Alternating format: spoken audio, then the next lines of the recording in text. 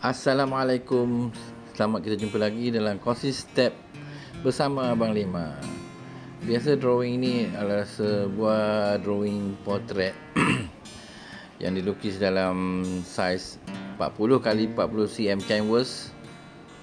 Ni kebiasaan orang tempah untuk individu lah.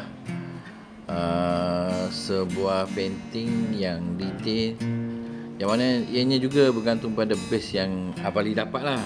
Abali buat. Okey, mula-mula painting ni Abali ingat nak buat dalam black and white.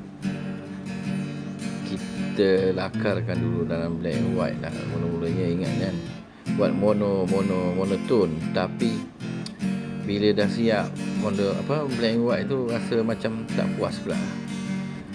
So Abali teruskan masukkan colour background dan sebagainya lah. Biasalah, daripada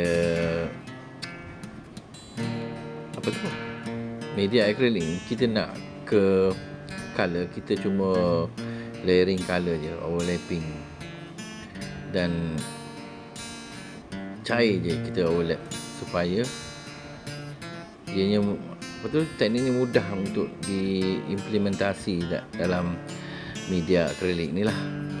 Okey, cuba teka gambar siapa yang Abdi lukis ni, dan di samping step by step ni dapat membantulah kepada para beginner pelukis portrait mana yang follow Abali lah. InsyaAllah seadanya Abali try. Kun fayakun. Kita jumpa lagi dekat next step lukisan akrilik di canvas. Kun fayakun.